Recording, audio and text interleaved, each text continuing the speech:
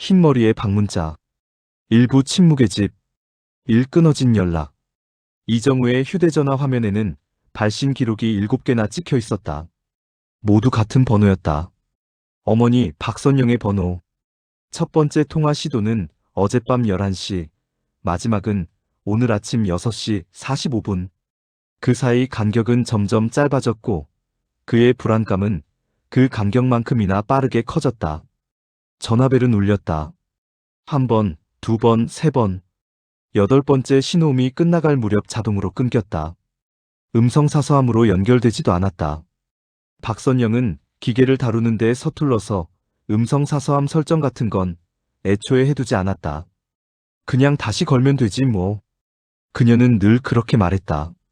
그런 어머니가 전화를 받지 않는다는 건 있을 수 없는 일이었다. 새벽에도 한밤중에도 설령 샤워 중이라도 박선영은 전화벨 소리를 놓치지 않았다. 아들이 서울에서 혼자 사는 지 15년 그녀에게 휴대전화는 단순한 통신기기가 아니라 생명줄이나 다름없었다. 엄마 괜찮아? 혼자 잘 살고 있어. 정우가 아무리 그렇게 말해도 박선영은 매일 저녁 8시면 어김없이 전화를 걸었다. 저녁은 먹었니? 그 한마디를 하기 위해서. 어제도 그랬다. 오후 8시 5분 어머니의 전화를 받으며 정우는 편의점 도시락을 데우고 있었다. 응, 지금 먹으려던 참이야. 또 편의점 음식이지? 가끔은 집에서도 해먹어. 거짓말. 네 목소리만 들어도 알아. 박선영은 웃었다. 전화기 너머로 들리는 그 웃음소리는 평소와 다름없이 밝고 편안했다. 아무 문제도 없었다. 대화는 10분 정도 이어졌고 내일 또 전화할게라는 어머니의 말과 함께 통화가 끝났다. 그런데 오늘 아침 박선영은 전화를 받지 않았다. 처음엔 대수롭지 않게 생각했다. 어쩌면 피곤해서 늦잠을 자는 중일 수도 있었다. 할머니 김윤서를 돌보는 일이 만만치 않다는 걸 정우도 알고 있었다. 87의 고령에 거동이 불편한 시어머니를 모시며 사는 어머니의 하루는 새벽 6시에 시작해서 밤 11시에야 끝났다. 식사 준비, 약 챙기기, 목욕 보조, 화장실 동행. 쉬는 시간이라곤 거의 없었다. 그래서 정우는 1시간을 더 기다렸다. 그리고 다시 전화를 걸었다. 8번의 신호음. 끊김. 집 전화로도 시도했다. 역시 받지 않았다. 오전 10시가 되자 정우는 더 이상 참을 수 없었다. 뭔가 잘못됐다. 그의 본능이 그렇게 말하고 있었다. 회사에 긴급 휴가를 신청했다. 어머니한테 연락이 안 돼서요. 상사는 짧게 고개를 끄덕였다. 다녀와. 가족이 우선이지.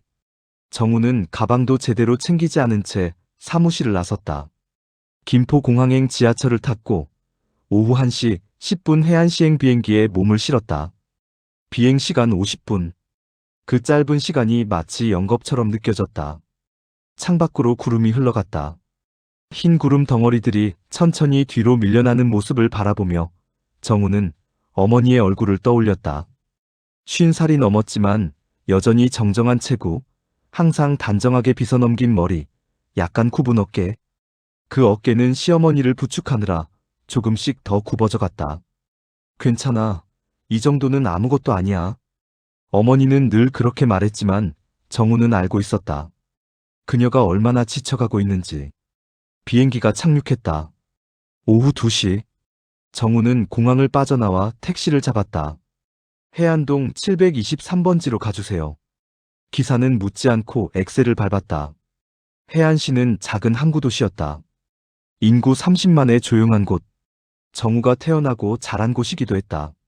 하지만 서울에서 일자리를 구한 뒤로는 1년에 2~3번 정도만 내려올 뿐이었다. 택시는 해안가를 따라 달렸다. 바다가 보였다. 잔잔한 파도, 낮게 깔린 회색 하늘. 겨울 바다 특유의 을씨년스러운 풍경이었다. 20분쯤 달렸을까 택시는 주택가로 접어들었다. 좁은 골목길, 낡은 2층 집들, 대문마다 걸린 빨래들. 평범한 동네였다. 정훈의 집도 그 평범함 속에 녹아있는 단층 주택이었다. 여기요. 정훈은 요금을 건네며 차에서 내렸다. 집 앞에 섰다. 회색 대문, 녹슨 문고리, 마당에 놓인 화분 몇 개. 모든 게 평소와 같았다. 아무 이상도 없어 보였다. 하지만 정우의 가슴은 계속 두근거렸다. 뭔가 잘못됐다는 느낌이 점점 더 강해졌다. 어머니. 그는 대문을 두드렸다. 대답이 없었다. 어머니, 나 정우야. 다시 두드렸다. 여전히 침묵뿐이었다. 정우는 문고리를 잡았다. 잠겨있지 않았다. 대문이 천천히 열렸다. 삐걱거리는 소리가 유난히 크게 들렸다. 마당으로 들어섰다. 화분에 흙이 말라 있었다. 평소 같으면 어머니가 매일 아침 물을 주는데 적어도 이틀은 물을 주지 않은 것 같았다. 현관문도 잠겨있지 않았다. 정우는 손잡이를 돌렸다. 문이 열렸다. 어머니? 집 안으로 들어서는 순간 그는 멈춰섰다. 냄새가 났다. 형언할 수 없는 냄새. 비린내도 아니고 썩은 냄새도 아닌, 하지만 본능적으로 거부감을 일으키는 그 무언가. 정우는 신발을 벗지도 않은 채 거실로 들어갔다. 그리고 그는 보았다. 바닥에 쓰러져 있는 어머니를. 이 발견. 시간이 멈췄다. 정우의 시야에 들어온 것은 거실 바닥에 누운 어머니의 몸이었다. 얼굴은 옆으로 돌려진 채 팔은 부자연스럽게 꺾여 있었고 다리는 이상한 각도로 구부러져 있었다. 그녀가 입고 있던 베이지색 가디건은 얼룩으로 뒤덮여 있었다. 검붉은 얼룩. 이미 마른 것도 있었고 아직 끈적해 보이는 것도 있었다. 어머니. 정우의 목소리는 떨렸다. 그는 한 걸음 다가갔다. 그리고 무릎을 꿇었다. 손을 뻗어 어머니의 어깨를 건드렸다. 차가웠다. 돌처럼 차가웠다. 맥박을 확인하려 손목을 잡았다. 아무것도 느껴지지 않았다. 체온도 맥박도 생명의 흔적이라곤 단 하나도 남아있지 않았다. 안 돼. 정우는 어머니의 얼굴을 바라보았다. 눈은 반쯤 뜨여 있었다. 동공은 초점을 잃은 채 허공을 응시하고 있었다. 입술은 약간 벌어져 있었고 피부는 창백했다. 이게 어제까지 전화로 웃으며 말하던 그 사람이라는 게 믿기지 않았다. 그의 손이 떨렸다. 몸 전체가 떨렸다. 호흡이 가빠졌다. 눈앞이 흐려졌다. 정우는 고개를 들었다. 숨을 쉬어야 했다. 제대로 숨을 쉬어야 했다. 하지만 공기가 폐로 들어오지 않는 것 같았다. 질식할 것 같았다. 그때 그의 시선이 거실 구석으로 향했다. 작은 방의 문이 반쯤 열려 있었다. 할머니 김윤서의 방이었다. 평소에는 항상 닫혀있던 문이 열려 있다는 게 이상했다. 정우는 천천히 일어섰다. 다리에 힘이 들어가지 않았지만 어떻게든 걸었다. 작은 방의 문을 밀었다. 그리고 또다시 시간이 멈췄다.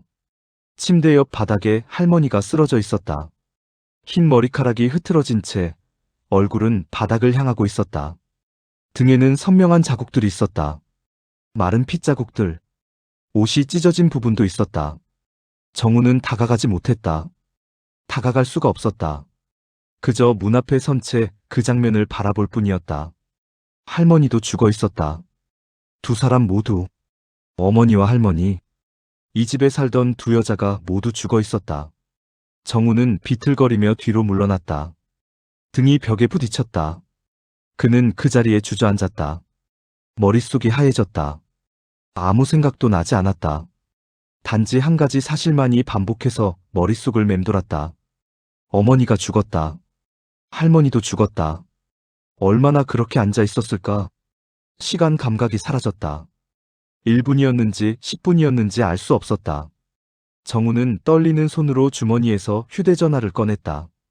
화면이 흐릿하게 보였다. 눈물이 고여 있었다는 걸 그제야 깨달았다.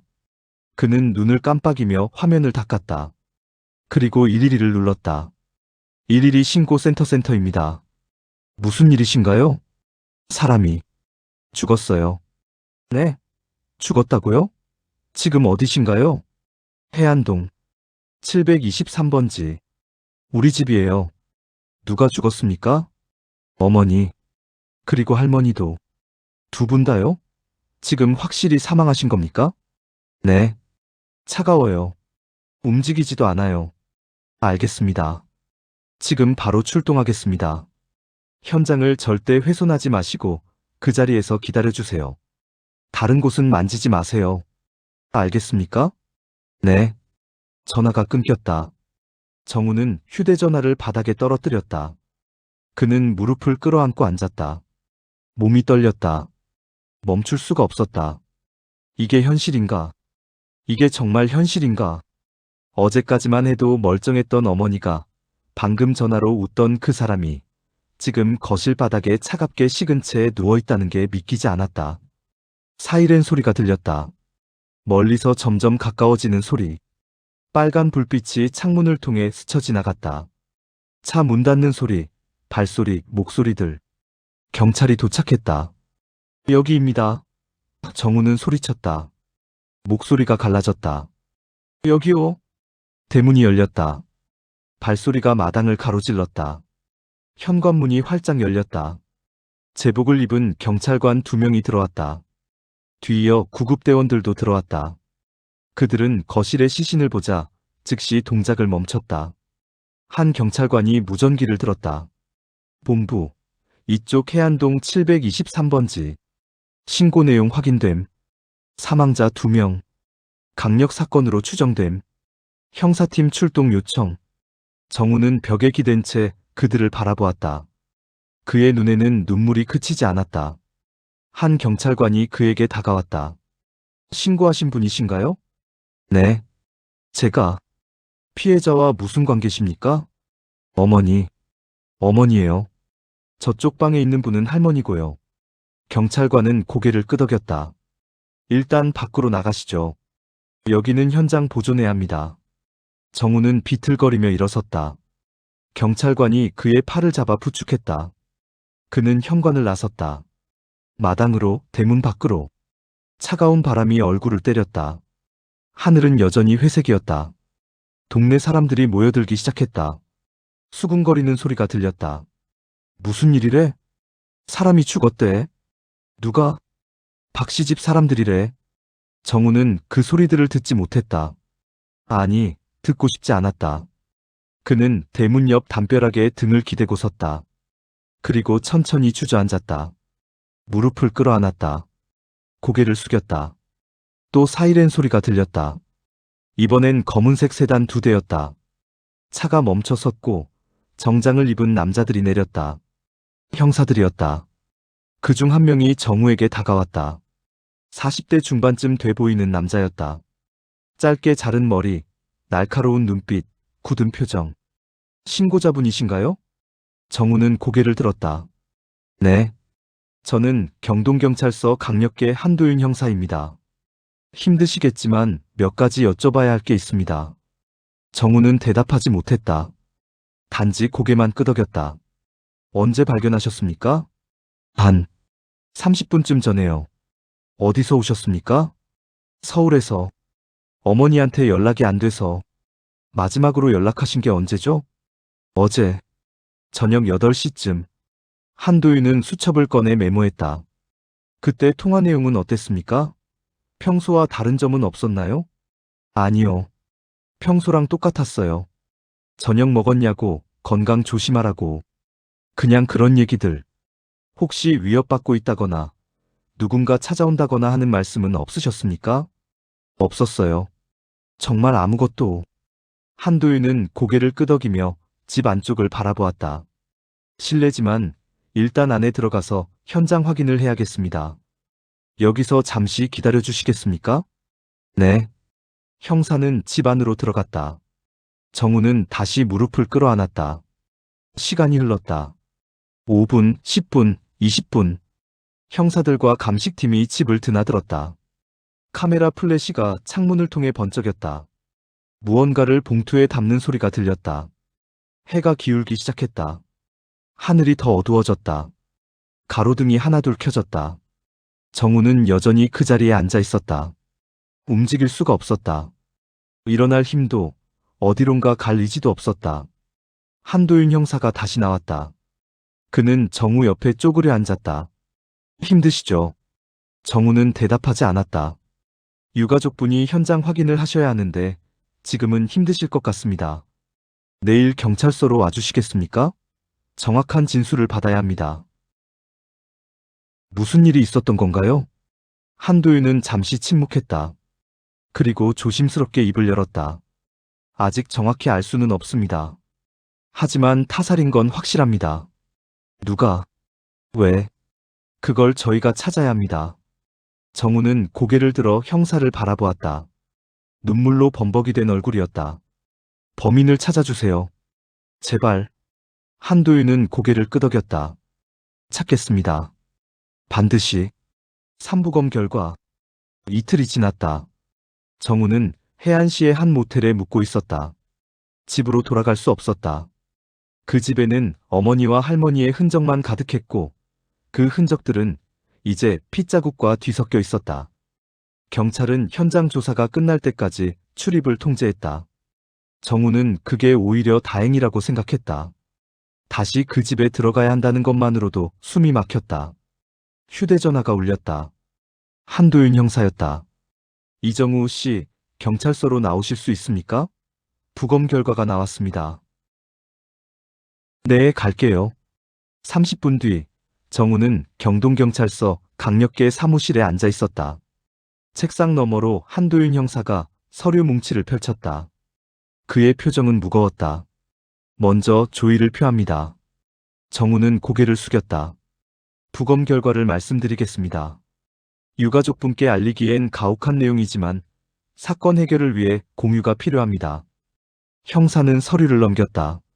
시어머니인 김윤서 씨 사망 원인은 두개골 골절 및 뇌출혈입니다. 둔기에 의한 타격으로 추정되며 공격 횟수는 최소 9차례입니다. 9차례? 네. 머리 부분에 집중되어 있었습니다. 첫 타격으로 이미 의식을 잃었을 것으로 보이며 이후의 공격은 불필요한 것이었습니다.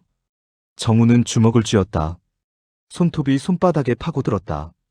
한도윤은 다른 서류를 꺼냈다.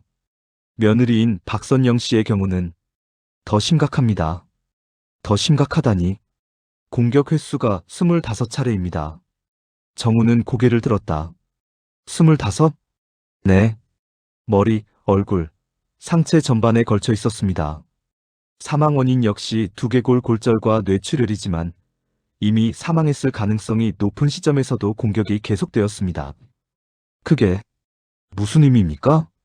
한도윤은 정우를 똑바로 바라보았다. 이건 단순 강도가 아닙니다. 강도라면 돈을 빼앗고 도망쳤을 겁니다. 목격자를 제거하기 위해 살해할 수는 있어도 이미 죽은 사람을 25번이나 때릴 이유는 없습니다. 그럼 이건 분노입니다. 누군가 박선영 씨에게 강한 감정을 품고 있었습니다. 정우는 숨을 삼켰다. 목이 메었다. 어머니가 누군가한테 미움을 살 만한 사람이 아니었어요. 평생 조용히 살았고 남한테 끼친 적도 없었어요. 그렇게 보일 수도 있습니다. 하지만 사람의 관계는 겉으로 드러나지 않는 경우가 많습니다. 한도윤은 또 다른 서류를 펼쳤다. 사망 시각에도 차이가 있습니다. 김윤서 씨는 이틀 전 오후 2시에서 4시 사이, 박선영 씨는 오후 6시에서 8시 사이로 추정됩니다.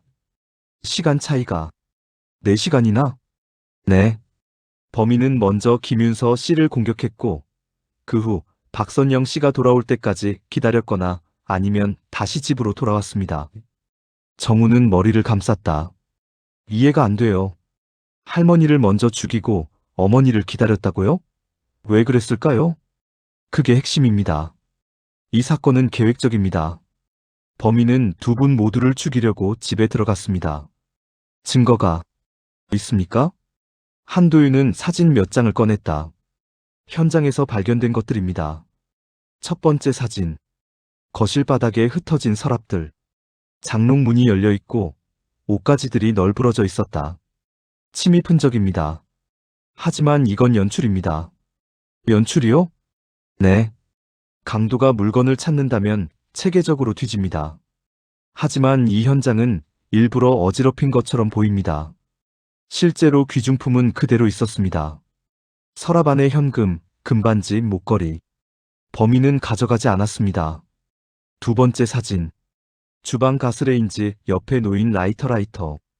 방화시도 흔적입니다. 가스밸브를 열어두고 불을 붙이려 했던 것 같습니다. 하지만 실패했습니다. 왜? 불을 지르려고 한 거죠? 증거인멸입니다. 범인은 자신의 흔적을 지우려 했습니다. 세 번째 사진. 현관문 손잡이 확대 사진. 희미하게 섬유 자국이 보였다. 장갑 섬유입니다. 범인은 장갑을 끼고 들어왔습니다. 지문을 남기지 않기 위해서죠. 정우는 사진들을 바라보았다. 모든 것이 차가운 계획의 일부였다. 우발적 범죄가 아니었다. 누군가 어머니와 할머니를 죽이기 위해 그 집에 들어간 것이다. 범인을 찾을 수 있습니까? 한도윤은 잠시 침묵했다. 그리고 고개를 끄덕였다. 찾을 겁니다. 이 사건은 단순하지 않습니다. 하지만 그만큼 범인은 흔적을 남겼습니다. 계획적이라는 건 그만큼 준비했다는 뜻이고, 준비한 만큼 실수도 있기 마련입니다. 제가 도울 수 있는 게 있을까요? 어머니에 대해 말씀해 주세요. 평소 생활, 인간관계, 최근 달라진 점이 있었다면 그것까지. 정우는 천천히 입을 열었다. 어머니는 조용한 사람이었어요.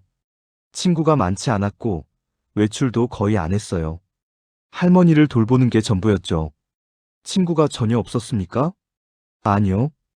몇 명은 있었어요. 같은 동네 사는 분들이요. 가끔 전화 통화를 하셨어요. 누구누구였습니까? 정확히는 잘 모르겠어요. 저는 서울에 있었고 어머니는 그런 얘기 잘 안 하셨거든요. 한도윤은 메모했다. 통화 기록을 확인해 보겠습니다. 혹시 최근에 돈 문제나 다툼 같은 게 있었다는 얘기 들으신 적 있습니까? 없었어요. 적어도 제가 아는 한은. 금전 거래는요? 누군가에게 돈을 빌려줬거나 빌렸거나? 어머니는 그런 분이 아니었어요. 돈에 욕심도 없었고 남한테 빌리는 것도 싫어하셨어요. 한도윤은 고개를 끄덕이며 수첩을 덮었다. 알겠습니다. 일단 여기까지 하죠. 더 생각나는 게 있으면 언제든 연락 주세요. 정우는 일어섰다. 다리에 힘이 없었다. 형사가 그를 문 앞까지 배웅했다. 이정우 씨. 정우는 멈춰섰다. 범인을 반드시 찾겠습니다. 약속드립니다. 정우는 고개를 숙여 인사했다. 그리고 경찰서를 나섰다. 밖은 어두워지고 있었다. 가로등 불빛이 길을 비췄다. 정우는 천천히 걸었다. 어디로 가야 할지 몰랐다. 모텔로 돌아가봤자 잠도 오지 않을 게 뻔했다. 그는 그냥 걸었다. 목적 없이, 방향 없이. 그의 머릿속에는 형사의 말이 맴돌고 있었다. 이건 분노입니다. 누군가 박선영 씨에게 강한 감정을 품고 있었습니다. 누가 어머니를 미워했을까? 누가 그토록 잔인하게 25번이나 공격할 만큼 어머니를 증오했을까? 정우는 알 수 없었다. 하지만 한 가지는 확실했다. 범인은 어머니를 알고 있었다. 개인적으로 알고 있었다. 그리고 그는 어머니에게 무언가 해결되지 않은 감정을 품고 있었다. 사희미한 CCTV. 사흘째 되는 날, 한도윤은 팀원들과 함께 현장 주변을 다시 돌았다. 해안동 723번지는 CCTV가 거의 없는 구역이었다. 오래된 주택가 특성상 방범 카메라를 설치한 집이 드물었고 골목길엔 가로등조차 성긴 편이었다. 이런 동네가 범죄자들한테는 천국이지. 후배 형사 박민수가 중얼거렸다. CCTV 하나 없으니까 누가 들어왔다 나갔다 알 길이 없잖아. 그래서 우리가 발로 뛰는 거야. 한도윤은 골목을 따라 걸으며 주변을 살폈다. 하나라도 있을 거야. 범인이 아무리 조심했어도 뭔가 남겼을 거라고. 그들은 피해자 집에서 200m 떨어진 곳까지 반경을 넓혀가며 확인했다. 대부분의 집들은 CCTV가 없었다. 설령 있어도 각도가 맞지 않거나 고장난 경우가 많았다. 그러다 한 철물점 앞에서 멈춰섰다. 여기 CCTV 있네. 박민수가 가게 처마 밑을 가리켰다. 작은 카메라 하나가 매달려 있었다. 렌즈는 가게 입구를 향하고 있었지만 각도상 길 일부도 찍힐 것 같았다. 한도윤은 가게 안으로 들어갔다. 40대 후반으로 보이는 남자가 카운터에 앉아 있었다. 실례합니다. 경찰입니다. 남자는 놀라 일어섰다. 네, 무슨 일이신가요? 이틀 전에 근처에서 사건이 있었습니다. 혹시 그날 CCTV 영상 확인할 수 있을까요? 아, 그 사건. 들었어요. 박시진 말씀이시죠? 끔찍하던데요. 네. 영상 좀 보여주실 수 있습니까? 물론이죠. 잠깐만요.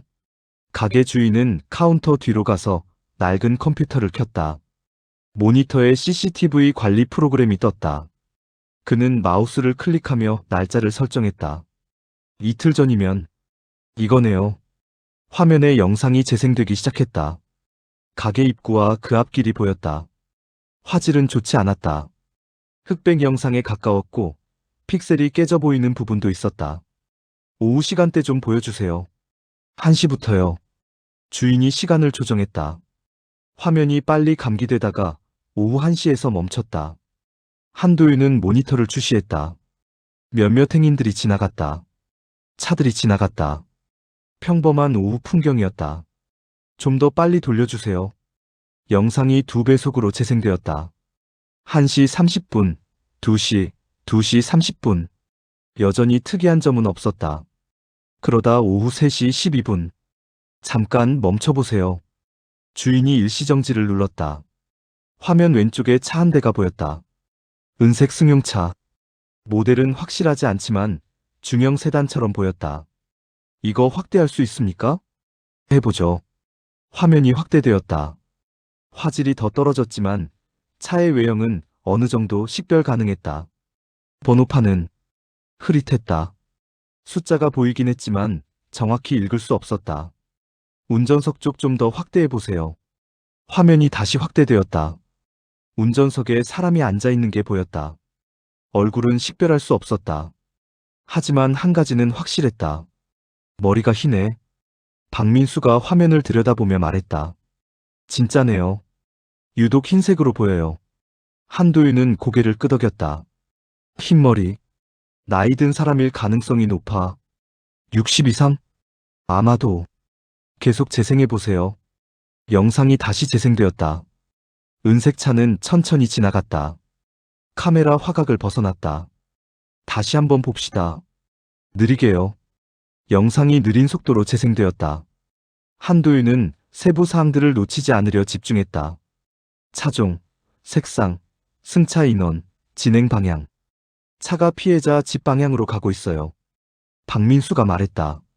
시간은 오후 3시 12분. 김윤서 씨 추정 사망 시각과 거의 일치해. 그럼 이 차가 가능성이 있어. 영상 파일 복사해주세요. 한도윤은 가게 주인에게 말했다. 증거 자료로 사용할 겁니다. 네, 당연하죠. 주인이 USB를 꽂고 파일을 복사했다. 한도윤은 영상을 다시 한번 확인했다. 흰머리, 은색 차, 오후 3시 12분. 혹시 이 차 본 적 있습니까? 한도윤이 주인에게 물었다. 글쎄요. 이 동네 차가 워낙 많아서. 평소에는 안 보던 차 같지 않습니까? 주인은 화면을 다시 들여다보았다. 잘 모르겠는데요. 제가 일하면서 밖을 계속 보는 것도 아니고. 알겠습니다. 혹시 나중에라도 생각나시면 연락주세요. 한도윤은 명함을 건넸다. 주인이 받아들었다. 사건 꼭 해결하세요, 형사님. 이 동네 사람들 다 불안해하고 있어요. 최선을 다하겠습니다. 한도윤과 박민수는 가게를 나섰다. 밖은 해질 무렵이었다. 하늘이 주황빛으로 물들어 있었다. 이 영상 국과수에 보내서 분석해봐야겠어요. 박민수가 말했다. 번호판이라도 복원할 수 있을지. 그래. 그리고 주변 CCTV도 더 뒤져봐. 이 차가 어디서 왔는지, 어디로 갔는지 추적해야 해. 네. 두 사람은 차에 올랐다. 한도윤은 시동을 걸면서 생각에 잠겼다. 흰머리, 고령의 범인. 피해자 박선영도 62살이었다. 비슷한 연령대일 가능성이 높았다. 그렇다면 둘은 서로 알고 있었을까? 오랜 원한? 금전 문제? 형사님, 박민수가 말했다. 만약 이게 아는 사람 소행이라면 피해자 주변 인물들 조사해야 하지 않을까요? 이미 하고 있어. 통화 기록 분석팀한테 넘겼어. 박선영 씨 휴대전화, 최근 3개월 통화 내역 다 뽑으라고 했어. 친구들이나 지인들도요? 당연하지. 특히 자주 통화한 사람들 위주로. 한도윤은 엑셀을 밟았다. 차가 골목을 빠져나와 큰 길로 접어들었다. 그의 머릿속에는 CCTV 속 그 흰머리가 계속 맴돌았다. 누구냐 너는? 2부 남겨진 시간, 남겨진 흔적. 1. 통화 기록의 비밀. 사건 발생 나흘째, 경동경찰서 강력계 사무실은 서류와 증거 사진들로 가득했다. 화이트보드에는 사건 타임라인이 빨간 펜으로 빼곡히 적혀 있었다. 한도윤은 책상에 앉아 박선영의 통화 기록을 들여다보고 있었다. 통신사에서 받은 최근 3개월치 통화 내역. A사 용지로 12장이나 되는 분량이었다. 대부분은 아들 이정우와의 통화였다. 거의 매일 오후 8시 전후로 통화가 이루어졌다. 통화 시간은 평균 8분에서 10분 사이. 어머니와 아들의 일상적 대화였을 것이다. 한도윤은 그 기록들을 쓸어내렸다. 여기엔 단서가 없었다. 그 다음으로 눈에 띄는 건 병원 관련 번호들이었다. 해안중앙병원, 해안요양병원, 보건소. 시어머니 김윤서의 진료와 관련된 통화들이었다. 이것도 범죄와는 무관해 보였다. 그러다 한도윤의 손가락이 멈췄다. 한 번호가 유독 자주 등장했다. 10-4782-XXXX. 최근 2달 사이에만 17통의 통화 기록이 있었다. 그 이전 한 달엔 단 2통뿐이었는데 갑자기 통화 빈도가 급증한 것이다. 통화 시간도 길었다. 짧게는 15분, 길게는 40분까지. 박민수. 뒤쪽 책상에 앉아있던 후배 형사가 고개를 들었다. 네, 형사님. 이 번호 주인 찾아봐. 10-4782로 시작하는 번호. 박민수가 다가와 화면을 확인했다. 최근 통화가 많네요. 그것도 갑자기 늘었어. 뭔가 있어. 박민수는 자리로 돌아가 컴퓨터를 두드렸다. 5분쯤 지났을까 그가 소리쳤다. 나왔습니다. 조태균. 71세. 해안시 동구 거주. 한도윤은 자리에서 일어났다. 조태균. 피해자와 무슨 관계지? 주소 보니까 피해자 집에서 3km 정도 떨어진 곳이네요. 직업은? 양식장 운영. 해안동 근처 바닷가에 작은 양식장이 있다고 나와 있어요. 한도윤은 턱을 쓸었다. 양식장. 71세. 최근 2달간 급증한 통화. 뭔가 연결고리가 있었다. 그는 다시 통화 기록을 훑었다. 마지막 통화는 사건 이틀 전, 오전 11시. 통화 시간 23분. 이 사람 신원조회 더해봐. 전과 기록, 민원 이력, 금융거래 내역 가능한 것까지. 네. 한도윤은 창밖을 바라보았다. 회색 하늘 아래로 해안시의 지붕들이 빼곡히 보였다. 71세 남자. 왜 62살의 박선영과 최근 들어 자주 통화했을까? 그리고 그 통화 내용은 무엇이었을까? 30분 뒤 박민수가 다시 보고했다. 조태균, 전과 없습니다. 민원 이력도 깨끗하고요. 양식장은 20년 전부터 운영해왔고 직원 3명 두고 있다고 하네요. 가족관계는? 배우자 사망. 10년 전에 돌아가셨다고 나와요. 자녀는 아들 하나, 딸 하나. 둘 다 서울 거주. 피해자 박선영과의 관계는 찾았어? 그게. 박민수가 화면을 확인했다. 직접적인 연결고리는 안 나오는데 주소 보니까 예전에 같은 동네에 살았던 것 같아요. 조태균이 30년 전까지 해안동에 살았거든요. 한도윤은 고개를 끄덕였다. 이웃이었군. 그럼 서로 알고 지내던 사이일 가능성이 높아. 지금은 3km나 떨어진 곳에 사는데도 통화를 자주 했다는 게 이상하긴 하네요. 그게 핵심이야. 왜 최근 들어 갑자기 통화가 늘었을까? 한도윤은 책상 위의 현장 사진들을 다시 펼쳤다. 박선영의 시신, 25번의 공격, 과도한 폭력, 그리고 CCTV에 찍힌 흰머리. 조태균 사진 있어? 박민수가 파일을 뒤지더니 인쇄물 하나를 건넸다. 운전면허증 사진이었다. 70대 초반의 남자. 짧게 자른 흰머리, 주름진 얼굴, 무표정한 눈빛. 한도윤은 사진을 들여다보았다. 흰머리, CCTV 속 인물과 일치할 수 있었다. 이 사람 차량 등록 확인해봐. 박민수가 다시 컴퓨터를 두드렸다. 차량 있습니다. 은색 소나타 2017년식. 한도윤의 눈빛이 날카로워졌다. 은색 승용차. CCTV 속 차량이랑 비슷한데요? 비슷한 정도가 아니야. 이거 일치할 거야. 한도윤은 자리에서 일어났다. 지금 당장 조태균 소환해. 참고인 조사 명목으로. 네, 형사님. 한도윤은 재킷을 걸쳤다. 가슴 안쪽에서 뭔가가 꿈틀거렸다. 직감이었다. 오랜 형사 생활이 그에게 준 본능 같은 것. 이 남자, 조태균. 그는 이 사건과 연결되어 있었다. 이 첫 번째 거짓말. 조태균이 경찰서에 도착한 건 오후 3시였다. 한도윤은 조사실에서 그를 기다리고 있었다. 문이 열리고 70대 남자가 들어섰다. 사진에서 본 것보다 더 마른 체구였다. 허리가 약간 굽었고 걸음걸이는 느렸다. 하지만 눈빛만큼은 또렷했다. 앉으세요. 조태균은 의자에 앉았다. 손을 무릎 위에 올려놓았다. 손가락이 가늘었다. 오랜 육체 노동으로 거칠어진 손이었다. 저를 왜 부르신 건가요? 목소리는 낮고 침착했다. 떨림이 없었다. 한도윤은 서류를 펼쳤다. 박선영 씨라고 아십니까? 조태균의 표정이 미세하게 변했다. 눈썹이 조금 올라갔다. 네, 압니다. 어떤 관계십니까? 오래전 이웃이었어요. 30년 전쯤에 같은 동네 살았죠. 지금도 연락하고 지내십니까? 조태균은 잠시 침묵했다. 가끔 전화 통화 정도는 합니다. 한도윤은 통화 기록을 그의 앞에 놓았다. 최근 2달간 17번 통화하셨네요. 이게 가끔입니까? 조태균은 서류를 내려다보았다. 손가락이 약간 움찔했다.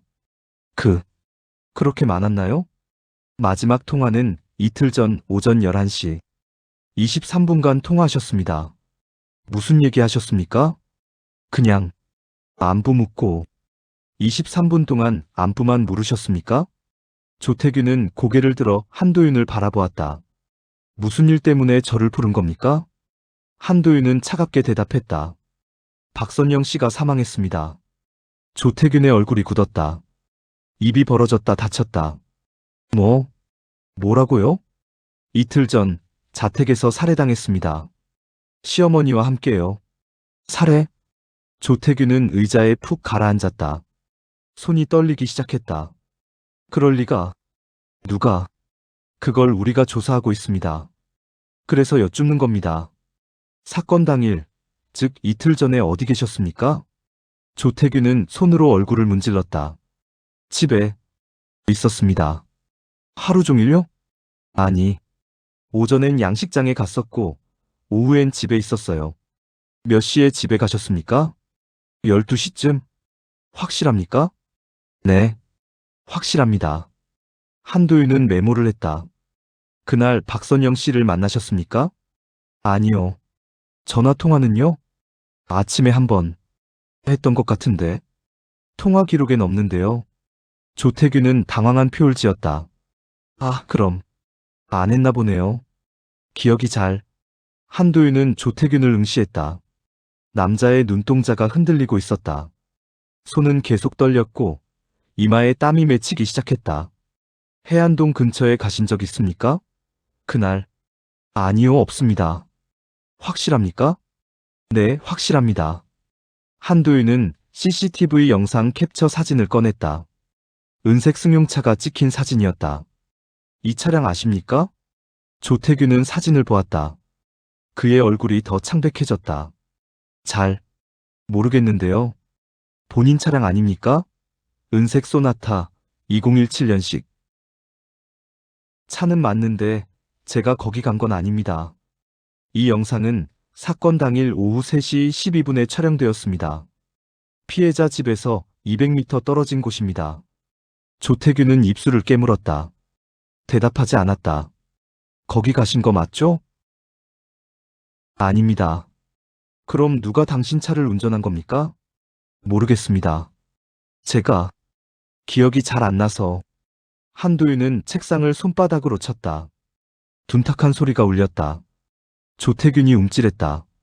조태균 씨, 거짓말하지 마십시오. 당신 차가 그 시각에 그곳에 있었고, 당신이 운전하고 있었습니다. 아니라니까요. 그럼 증명하세요. 그 시각에 어디 있었는지. 조태균은 입을 다물었다. 땀이 턱선을 타고 흘러내렸다. 그의 손은 주먹을 쥐었다 폈다를 반복했다. 한도윤은 의자를 당겨 앉으며 더 가까이 다가갔다. 박선영 씨와 무슨 일이 있었습니까? 없었어요. 그럼 왜 최근 2달간 17번이나 통화한 겁니까? 그냥 옛날 친구니까. 30년 만에 갑자기 친해진 겁니까? 조태균은 대답하지 못했다. 한도윤은 천천히 말했다. 당신은 뭔가 숨기고 있습니다. 그리고 그 숨기는 것이 이 사건과 연결되어 있습니다. 아닙니다. 오늘은 여기까지 하겠습니다. 하지만 조만간 다시 오셔야 할 겁니다. 증거가 더 나오면 그땐 변명할 기회도 없을 겁니다.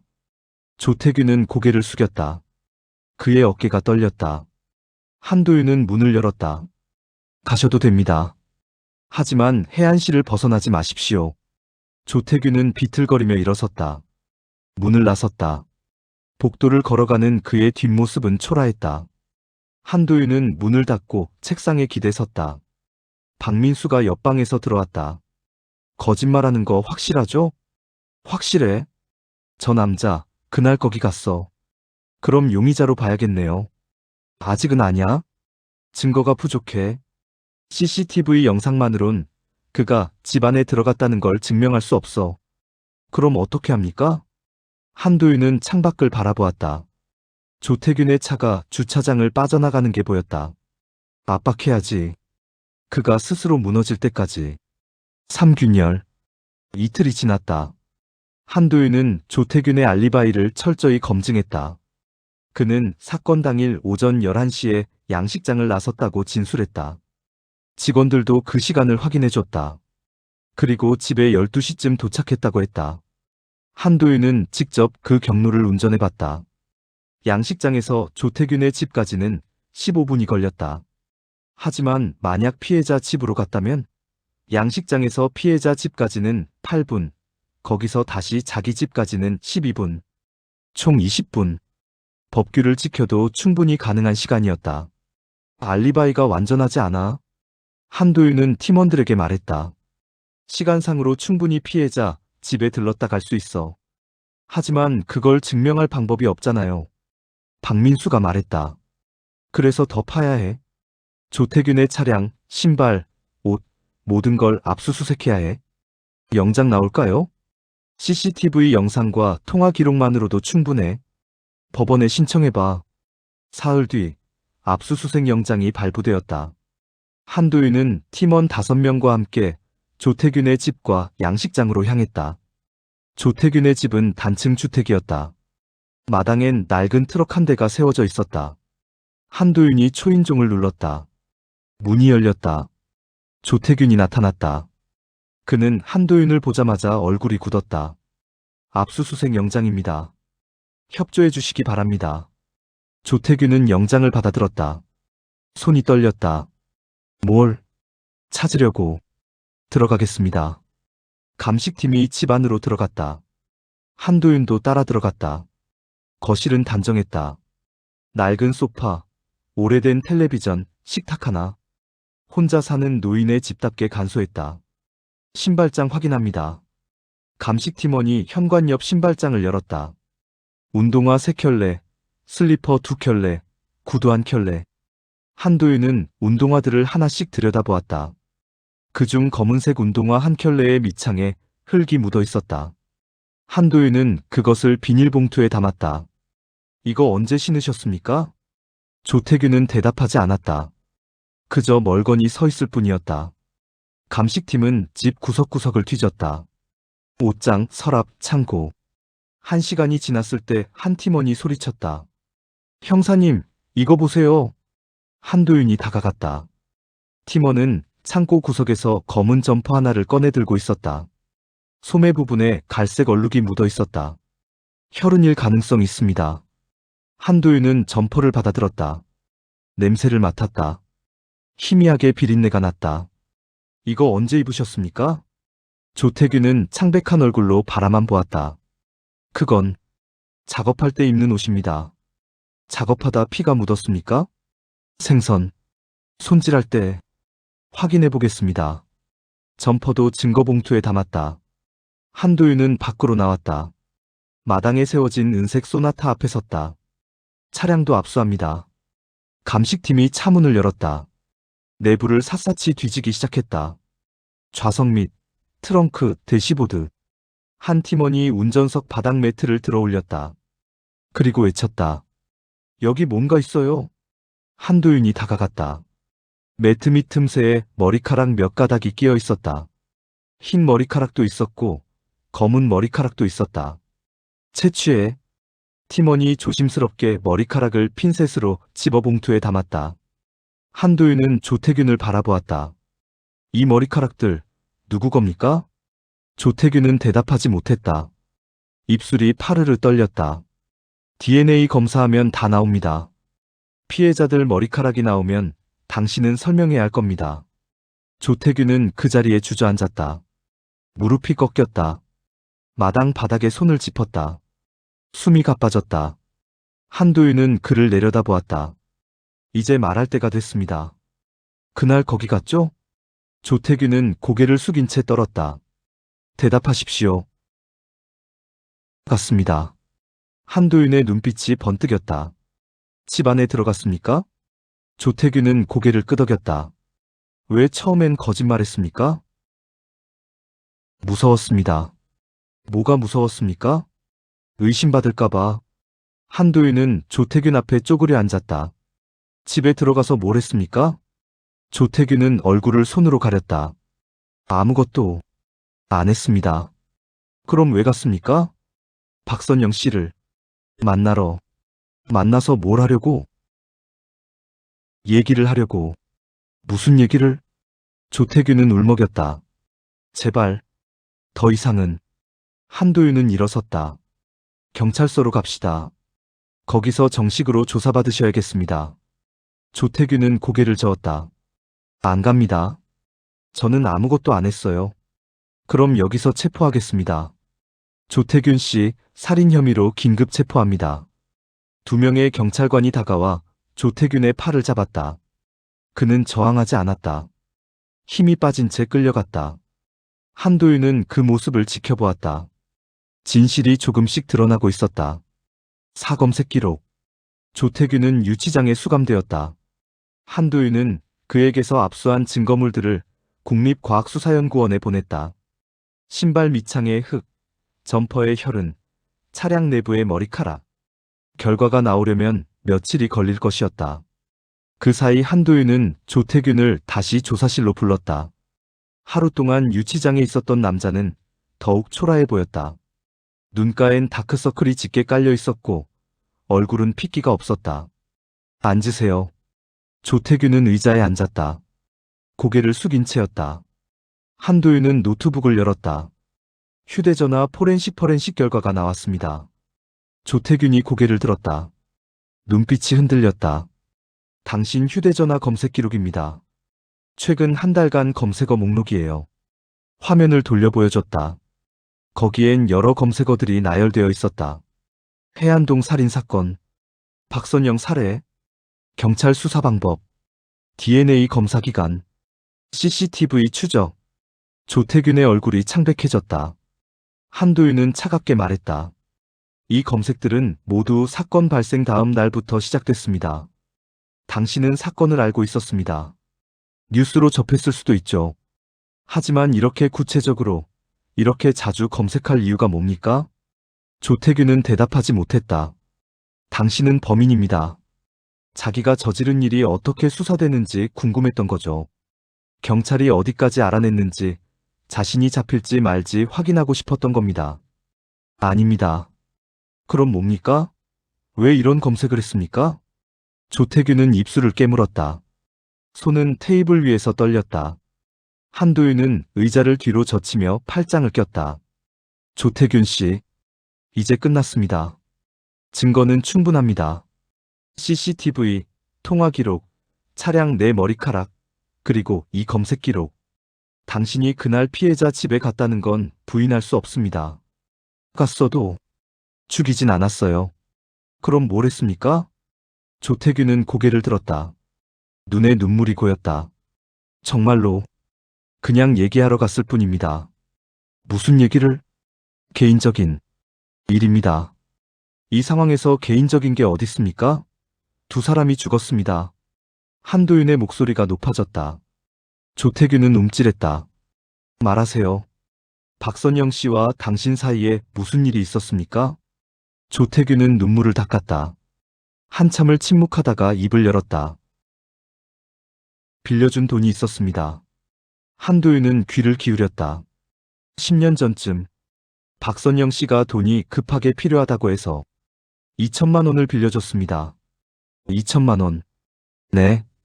그때 제 사정도 어려웠지만 옛날 이웃이니까 도와주고 싶었어요. 박선영 씨는 꼭 갚겠다고 했습니다. 갚지 않았습니까? 처음 몇 년은 조금씩 갚았어요. 하지만 5년 전부터 연락이 끊겼습니다.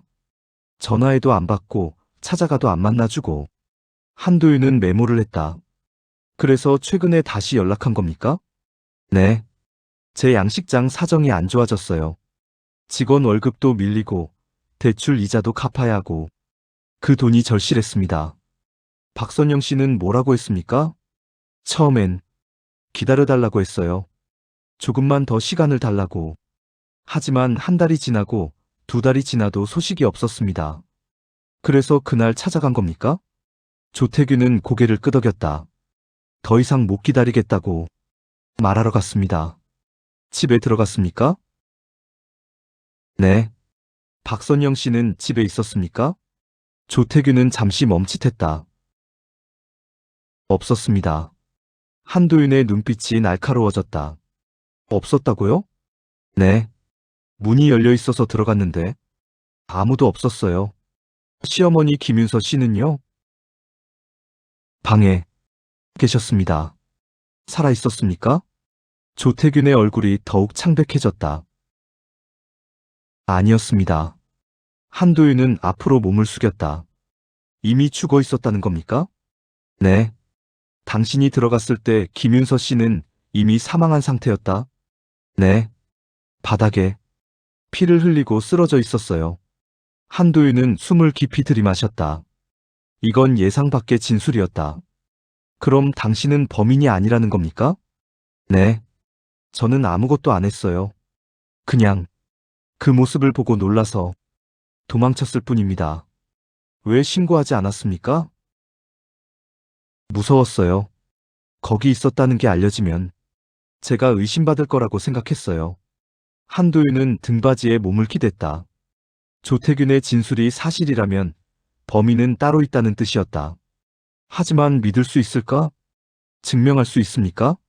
당신이 범인이 아니라는 걸? 조태균은 고개를 저었다. 모르겠습니다. 저는 진실을 말하고 있을 뿐입니다. 한도윤은 일어섰다. 일단 여기까지 하겠습니다. 국과수 결과가 나오면 다시 조사하겠습니다. 조태균은 다시 유치장으로 끌려갔다. 한도윤은 조사실에 혼자 남았다. 그는 창밖을 바라보았다. 조태균의 말이 사실일 수도 있었다. 하지만 거짓일 수도 있었다. 증거가 필요했다. 확실한 증거가. 그의 휴대전화가 울렸다.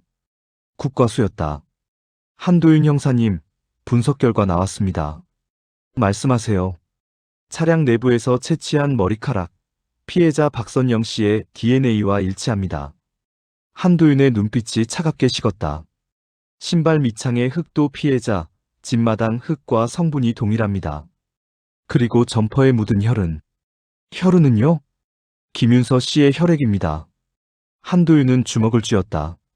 조태규는 거짓말을 하고 있었다. 오신문 마이너스 요즘 이 사건 검색해 보셨죠? 이틀 뒤 한도윤은 모든 증거를 손에 쥐고 조사실로 들어갔다. 조태규는 이미 의자에 앉아 있었다. 그의 얼굴은 더욱 수척해져 있었다. 이틀간 제대로 먹지도 자지도 못한 모습이었다. 한도윤은 아무 말 없이 파일들을 책상 위에 펼쳤다. 국과수 보고서, 사진들, 검사 결과지. 조태규는 그것들을 내려다보았다. 손이 떨리기 시작했다. 국과수 결과입니다. 한도윤의 목소리는 낮고 냉정했다. 당신 차량 내부에서 채취한 머리카락. 박선영 씨의 DNA와 일치합니다. 조태규는 고개를 숙였다. 신발 밑창의 흙. 피해자 집 마당 흙과 동일합니다. 조태균의 어깨가 떨렸다. 점퍼에 묻은 혈은 김윤서 씨의 혈액입니다. 조태균은 얼굴을 손으로 가렸다. 한도윤은 의자를 당겨 앉으며 조태균과 눈을 마주쳤다. 당신은 거짓말을 했습니다. 집에 들어갔을 때 김윤서 씨가 이미 죽어 있었다고 했죠. 하지만 당신 옷에 그 사람의 피가 묻어 있습니다. 어떻게 설명하시겠습니까? 조태균은 대답하지 못했다. 박선영 씨의 머리카락이 당신 차에 있었습니다. 당신은 그녀를 차에 태웠거나 그녀의 시신을 옮겼을 가능성이 있습니다. 아니에요. 그럼 뭡니까? 머리카락이 어떻게 거기 있습니까? 모르겠어요. 정말 모르겠어요. 한도윤은 잠시 침묵했다. 그리고 다른 각도로 접근했다. 조태균 씨, 요즘 이 사건 검색해 보셨죠? 조태균이 고개를 들었다. 눈빛이 흔들렸다. 매일 검색하셨죠? 경찰이 어디까지 알아냈는지, DNA 검사는 얼마나 걸리는지, CCTV는 어떻게 추적하는지. 조태균의 입술이 파르르 떨렸다. 왜 그렇게 궁금했습니까? 무고한 사람이라면 그럴 필요가 없잖아요. 그냥 경찰이 알아서 범인 잡겠거니 하면 되는 거잖아요. 근데 왜 당신은 매일같이 검색했습니까? 조태균은 대답하지 못했다. 한도윤은 목소리를 낮췄다. 두려웠기 때문입니다. 자기가 저지른 일이 들킬까봐, 자기가 남긴 흔적들이 발견될까봐. 그래서 매일 확인한 겁니다. 경찰이 어디까지 왔는지. 아니에요. 저는, 당신은 범인입니다. 한도윤의 말이 조사실에 울렸다. 조태균은 고개를 떨구었다. 그의 어깨가 들썩이기 시작했다. 울고 있었다. 왜 그랬습니까? 한도윤의 질문에 조태균은 한참을 울다가 입을 열었다. 미안하다는 말. 한마디만 듣고 싶었어요. 뭐라고요? 박선영 씨한테서 미안하다는 말. 한마디만 들으면 그냥 넘어갈 수 있을 것 같았어요. 한도윤은 귀를 기울였다. 10년이에요. 10년을 기다렸어요. 연락도 안 하고 만나주지도 않고 저를 완전히 무시했어요. 돈 갚을 생각도 없는 것 같았고 그냥 참을 수가 없었어요. 그래서 찾아간 겁니까? 네. 마지막으로 얘기해 보려고. 제발 갚아달라고. 아니면 최소한 사과라도 해달라고. 김윤서 씨는 어떻게 된 겁니까? 조태규는 눈물을 닦았다. 할머니가 방에서 나오셨어요. 무슨 일이냐고. 제가 설명하려는데 자꾸 소리를 지르시는 거예요. 나가라고. 경찰 부르겠다고. 그래서 순간 화가 났어요. 제가 피해자인데 왜 저한테 나가라고 하는지. 그래서 밀쳤어요. 그냥 밀기만 했는데 할머니가 넘어지셨어요. 그리고 머리를 부딪히셨어요. 바닥에 피가 나기 시작했어요. 한도윤은 메모를 했다. 그 다음은 패닉 상태였어요. 어떻게 해야 할지 몰랐어요. 할머니는 움직이지 않으셨고 그래서 도망쳤습니까? 조태규는 고개를 저었다. 아니요. 박선영 씨를 기다렸어요. 한도윤의 눈빛이 날카로워졌다. 기다렸다고요? 네. 집 밖에서, 차 안에서 박선영 씨가 돌아올 때까지. 왜 기다렸습니까? 조태규는 얼굴을 손으로 문질렀다. 설명해야 했어요.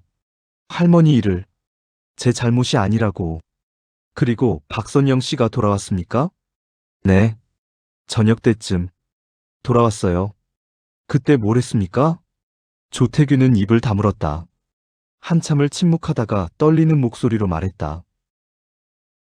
집 안으로 따라 들어갔어요. 그리고 박선영 씨한테 할머니 일을 설명했어요. 제 잘못이 아니라고. 사고였다고. 박선영 씨는 뭐라고 했습니까? 경찰 부르겠다고 했어요. 살인자라고 소리쳤어요.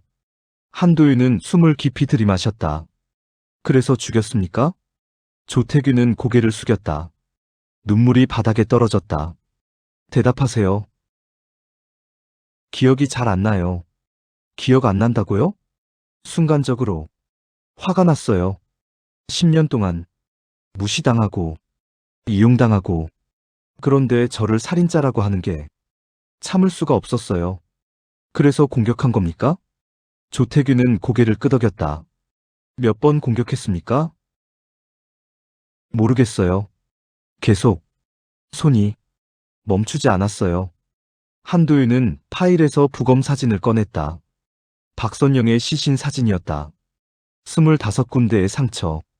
25번입니다. 이미 사망한 이후에도 계속 공격했습니다.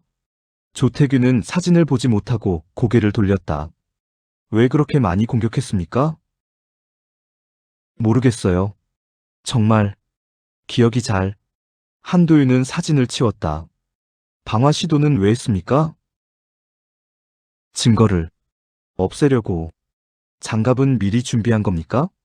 조태규는 고개를 끄덕였다. 그럼 이건 계획된 범행입니다. 아니에요. 죽일 생각은 없었어요.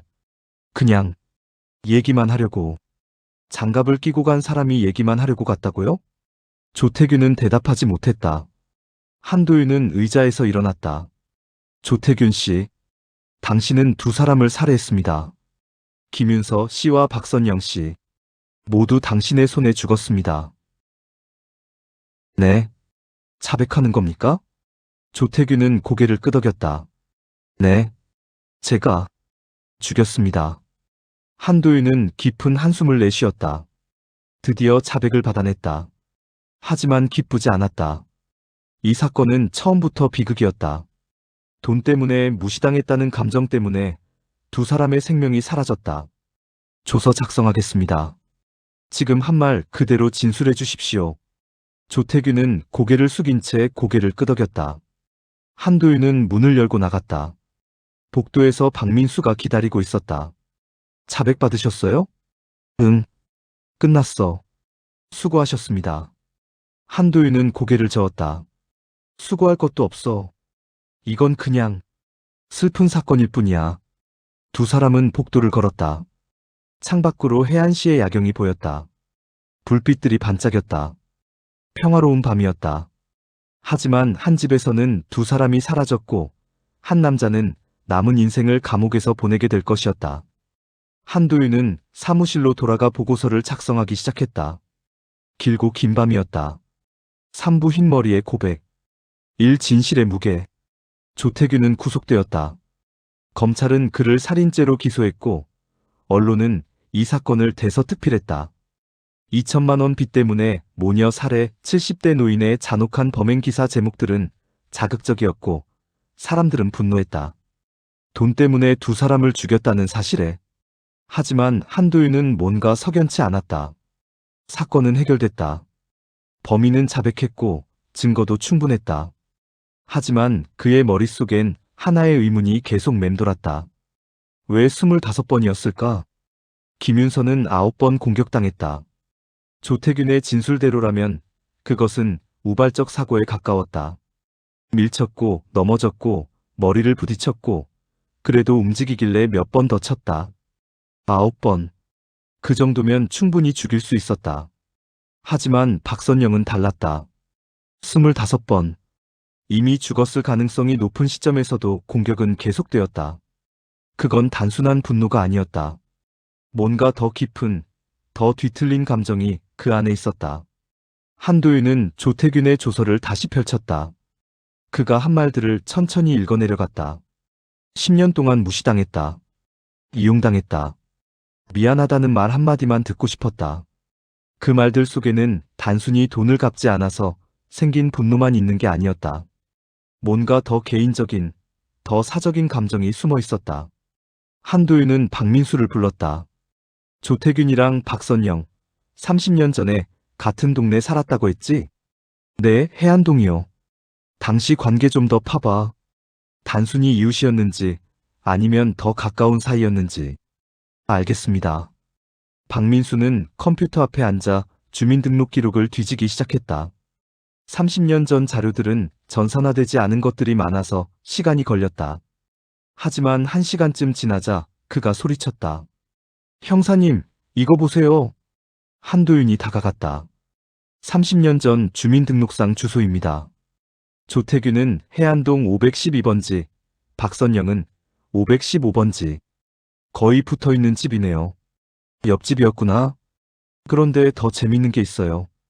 당시 박선영은 미혼이었습니다. 28살. 한도윤의 눈빛이 변했다. 미혼? 네. 결혼한 건 그로부터 2년 뒤에요. 30살 때 김윤서의 아들, 즉 이정우 아버지랑 결혼했죠. 조태규는 당시 39살. 기혼이었고요. 한도윤은 턱을 쓸었다. 28의 미혼 여성과 39의 기혼 남성. 옆집에 살았던 두 사람. 그리고 30년이 지난 후 갑자기 늘어난 통화빈도 2천만 원이라는 돈. 박민수, 동네 사람들 인터뷰 기록 있지? 네, 피해자 주변 인물 조사 때 받았던 거요. 다시 한번 확인해봐. 조태균이랑 박선영 관계에 대해 아는 사람 있는지. 박민수가 파일을 뒤졌다. 여러 인터뷰 기록들이 나왔다. 대부분은 조용한 사람이었다, 착한 며느리였다 같은 평범한 증언들이었다. 하지만 한 증언이 눈에 띄었다. 60대 여성, 박선영의 오랜 친구였던 사람의 증언. 선영이가 젊었을 때 누군가를 좋아했었어요. 동네 오빠 같은 사람이었는데 결혼한 사람이어서 이루어질 수 없는 사랑이었죠. 그 사람 때문에 많이 울었어요. 나중에 다른 사람 만나 결혼했지만 가끔씩 그 사람 얘기를 하곤 했어요. 후회한다고. 그때 정리하지 못한 게. 한도윤은 숨을 멈췄다. 이름은 못 들었나요? 그 남자. 박민수가 기록을 확인했다.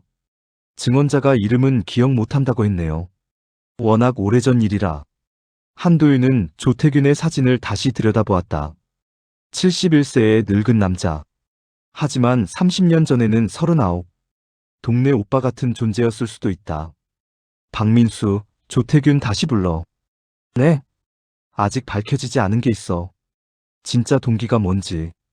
이 숨겨진 과거.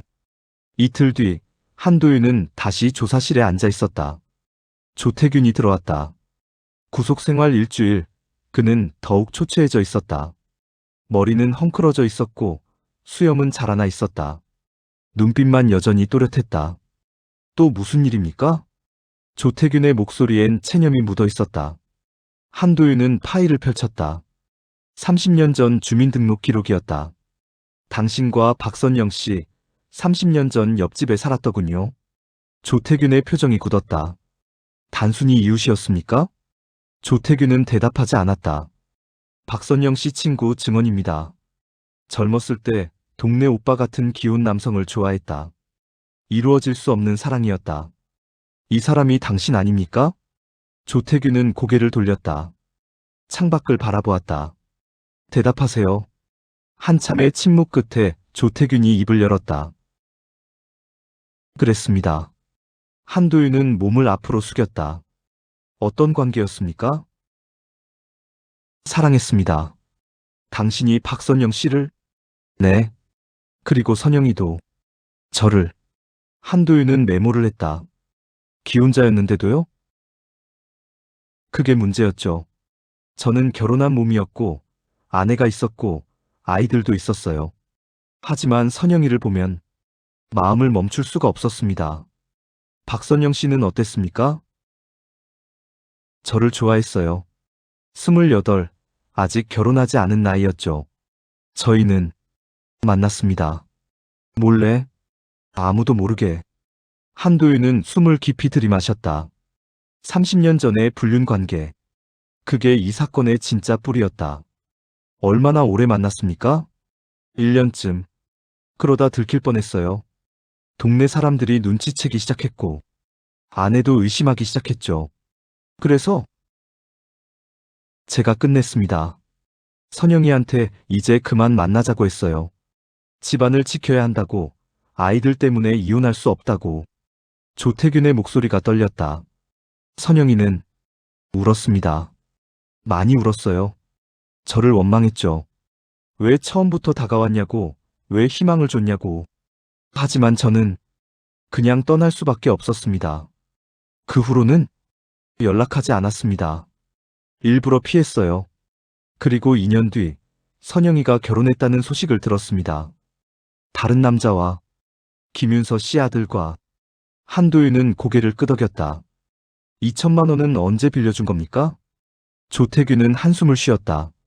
10년 전 선영이가 전화를 했어요. 처음으로. 20년 만에. 무슨 일로? 남편이 죽었다고. 암으로. 치료비며 장례비며. 다 쓰고 나니 빚만 남았다고. 도와달라고 했어요. 그래서 빌려준 겁니까? 네. 거절할 수가 없었어요. 옛날 생각도 나고, 미안한 마음도 있었고. 박선영 씨는 뭐라고 했습니까? 고맙다고. 꼭 갚겠다고. 그리고 처음 몇 년은 조금씩 갚았어요. 한 달에 20만 원씩. 하지만 5년 전부터 연락이 끊겼습니다. 한도윤은 조태균의 얼굴을 바라보았다. 그의 눈엔 슬픔이 가득했다. 최근에 다시 연락한 건 돈 때문만이었습니까? 조태균은 고개를 저었다. 아니었습니다. 그럼? 보고 싶었어요. 선영이가. 돈은 핑계였어요. 정말로 원했던 건 다시 만나는 거였어요. 얘기하고 싶었어요. 옛날 얘기를. 우리가 함께했던 시간들을. 한도윤은 잠시 침묵했다. 그리고 물었다. 박선영 씨는 어떻게 반응했습니까? 조태균의 얼굴이 일그러졌다. 차갑게 대했어요. 옛날 얘기는 꺼내지도 말라고. 다 지난 일이라고. 이제는 돈 얘기만 하자고. 상처받았습니까? 네. 많이요. 저는 아직도 그때 그 감정을 가지고 있었는데 선영이는 아무것도 아닌 것처럼 대했어요. 마치 제가 그냥 돈 빌려준 사람일 뿐인 것처럼. 한도윤은 이제 이해했다. 25번의 공격이 무엇을 의미하는지. 조태균 씨, 당신이 박선영 씨를 그렇게 많이 공격한 건 단순히 돈 때문이 아니었죠. 조태균은 고개를 숙였다. 당신은 배신감을 느꼈습니다. 30년 전 사랑했던 여자가 당신을 완전히 잊어버린 것 같았으니까. 당신에게는 아직도 특별한 사람이었는데 그녀에게 당신은 그저 돈 빌려준 사람일 뿐이었으니까. 조태균의 어깨가 떨렸다. 그 감정이 폭발한 겁니다. 그날 집에서 선영이가 당신을 살인자라고 불렀을 때 당신은 참을 수 없었던 거죠. 할머니를 죽인 것도 억울한데 사랑했던 여자한테 그런 소리를 듣다니. 그래서 손이 멈추지 않았던 겁니다. 25번. 그건 30년간 쌓인 미련과 원망과 배신감의 무게였습니다. 조태균은 얼굴을 손으로 가렸다. 그리고 울기 시작했다. 소리내어 울었다. 71세 노인의 눈물이었다. 미안합니다. 정말 미안합니다. 한도윤은 의자에 등을 기댔다. 가슴 한쪽이 무거웠다. 이건 단순한 범죄가 아니었다. 이건 한 남자의 비극이었다. 30년 동안 정리하지 못한 감정이 결국 살인으로 이어진 슬픈 이야기였다. 산마지막 진실. 조태균의 재판은 2달 뒤에 열렸다. 검사는 무기징역을 구형했고 변호인은 정상참작을 호소했다. 하지만 결과는 명확했다. 조태균은 징역 30년을 선고받았다. 71세의 나이에 30년형. 사실상 종신형이나 다름없었다. 이정우는 방청석에 앉아 그 모습을 지켜보았다. 어머니를 죽인 남자. 그는 그 남자를 미워해야 했다. 증오해야 했다. 하지만 재판을 지켜보며 그가 느낀 건 증오보다는 허무함이었다. 왜 이렇게 됐을까? 왜 어머니는 죽어야 했을까? 단지 옛날에 사귀었던 남자가 아직도 미련을 버리지 못했다는 이유로. 재판이 끝나고 이정우는 법정을 나섰다. 복도에서 한도윤 형사가 기다리고 있었다. 고생하셨습니다. 이정우는 고개를 숙여 인사했다. 형사님 감사했습니다. 유족으로서 힘드셨을 텐데. 괜찮습니다. 이제 끝났으니까요. 한도윤은 잠시 망설이다 입을 열었다. 이정우 씨, 혹시 어머니가 조태균 씨에 대해 말씀하신 적 있습니까? 이정우는 고개를 저었다. 없었어요. 저는 그 사람 존재도 몰랐어요. 어머니 젊었을 때 얘기도 안 하셨나요? 거의 아버지 만나서 결혼했다는 것 정도만 알았죠. 그 전에 무슨 일이 있었는지는 한 번도 말씀 안 하셨어요. 한도윤은 고개를 끄덕였다. 그랬군요. 왜 그러시는데요? 한도윤은 잠시 고민하다 말했다. 어머니는 조태균을 잊었던 게 아닐 수도 있습니다. 무슨 말씀이신지. 집을 수색할 때 발견한 겁니다. 어머니 방 서랍 깊은 곳에 작은 상자가 있었어요. 그 안에 낡은 사진 몇 장이 있었습니다. 한도윤은 봉투를 꺼내 건넸다. 이정우가 열어보았다. 흑백 사진 3장이 나왔다. 젊은 어머니가 찍혀 있었다. 20대 후반쯤 돼 보이는 모습. 그리고 그 옆에 한 남자가 서 있었다. 30대 후반의 남자. 웃고 있었다. 둘 다. 이게 조태균입니다. 30년 전 모습. 이정우는 사진을 들여다보았다. 어머니의 얼굴이 행복해 보였다. 그가 한 번도 본 적 없는 표정이었다. 어머니는 이걸 버리지 않고 간직하고 있었습니다. 30년 동안 결혼하고 아들을 낳고 남편을 잃고 시어머니를 모시며 살면서도 이 사진들은 버리지 않았어요. 이정우의 손이 떨렸다. 어머니도 잊지 못했던 겁니다. 조태균을 차갑게 대한 건 아마 자신을 지키기 위해서였을 거예요. 다시 그 감정에 빠지지 않기 위해서. 이정우는 눈물을 참았다. 그럼 어머니도. 네. 어머니도 조태균을 사랑했었습니다. 그리고 어쩌면 그 마음 한편에는 아직도 그 사람이 남아있었을지 모릅니다. 이정우는 사진을 꼭 쥐었다. 가슴이 아팠다. 어머니가 평생 숨겨왔던 비밀, 자신조차 몰랐던 과거, 그리고 그 과거가 결국 어머니의 목숨을 앗아간 것이었다. 형사님. 네. 이 사진 가져가도 될까요? 한도윤은 고개를 끄덕였다. 증거로서의 가치는 이미 끝났습니다. 유족분이 가지시는 게 맞죠. 감사합니다. 이정우는 사진을 가슴에 품었다. 그리고 법원을 나섰다. 밖은 맑은 날씨였다. 햇살이 따스했다. 하지만 그의 마음은 여전히 차가웠다. 어머니는 떠났다. 할머니도 떠났다. 그리고 그 자리엔 슬픔과 의문만 남았다. 만약 조태균이 그날 집에 가지 않았다면, 만약 어머니가 그를 다르게 대했다면, 만약 30년 전 그들이 헤어지지 않았다면. 하지만 모든 건 이미 끝났다.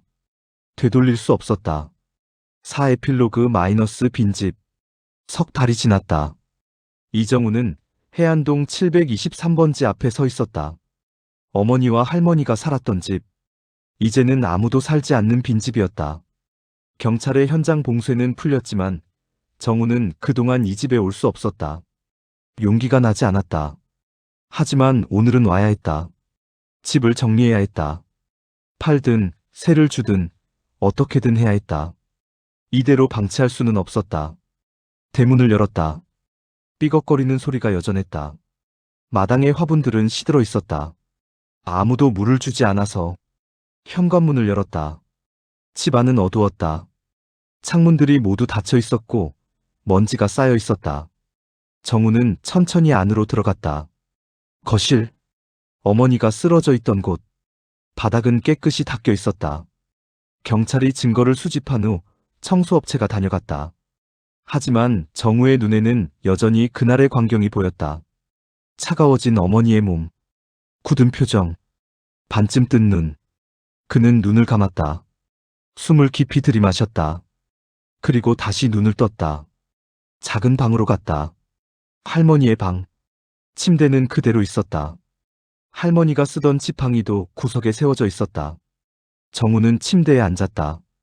삐걱거리는 소리가 났다. 할머니, 어머니. 그는 중얼거렸다. 대답은 없었다. 당연했다. 이 집엔 이제 아무도 없었다. 정우는 어머니 방으로 갔다. 옷장을 열었다. 어머니의 옷들이 걸려 있었다. 낡은 가디건들, 평범한 바지들, 수십 년 입었을 코트 한 벌. 정우는 그 옷들을 만져보았다. 어머니의 체온은 더 이상 느껴지지 않았다. 서랍을 열었다. 한도윤 형사가 말했던 그 서랍이었다. 작은 상자가 있었다. 정우는 그것을 꺼내 열었다. 사진 3장. 어머니와 조태균. 젊은 날의 두 사람. 정우는 사진을 들여다보았다. 어머니는 웃고 있었다. 진심으로. 정우가 살면서 본 적 없는 그런 환한 미소를 짓고 있었다. 어머니도 행복했던 때가 있었구나. 정우는 사진을 상자에 다시 넣었다. 그리고 상자를 가방에 넣었다. 이건 버릴 수 없었다. 어머니의 과거였으니까. 비록 슬픈 결말로 끝났지만 그래도 어머니의 삶의 일부였으니까. 정우는 집을 나섰다. 마지막으로 한번 돌아보았다. 빈집. 이제 추억만 남은 공간. 그는 대문을 닫았다. 자물쇠를 채웠다. 그리고 걸어갔다. 돌아보지 않았다. 앞만 보고 걸었다. 경동경찰서 강력계 사무실. 한도윤은 책상에 앉아 보고서를 작성하고 있었다. 해안동 모녀살인 사건 최종 보고서. 사건 개요, 수사 경위, 증거 목록, 범인 자백, 재판 결과. 모든 것이 정리되어 있었다.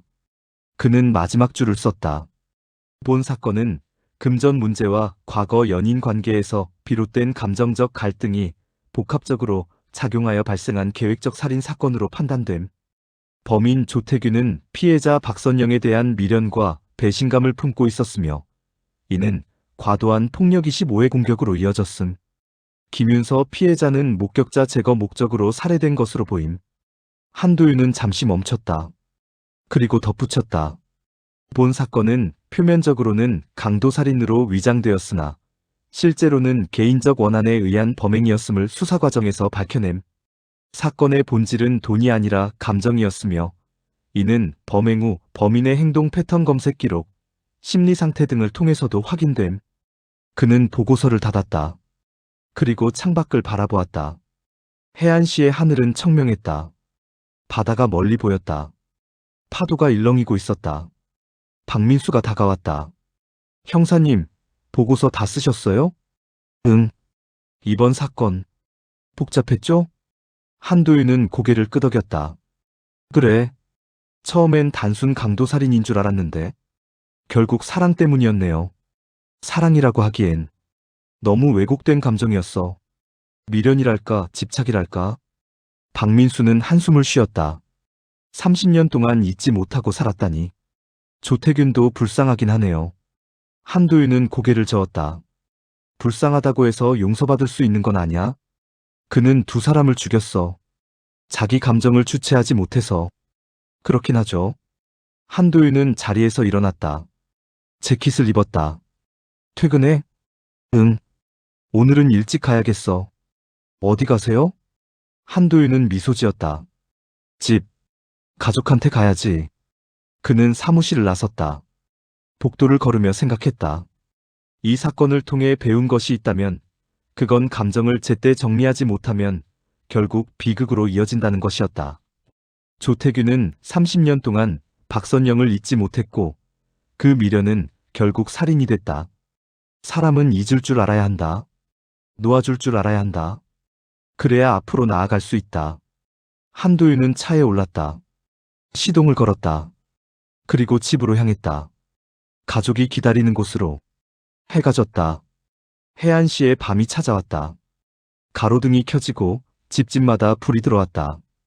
평범한 저녁 풍경이었다. 해안동 723번지는 어두웠다. 불이 꺼진 집. 아무도 살지 않는 공간. 대문엔 매물 팻말이 붙어 있었다. 바람이 불었다. 마당에 시든 화분들이 흔들렸다. 그리고 고요함만이 남았다.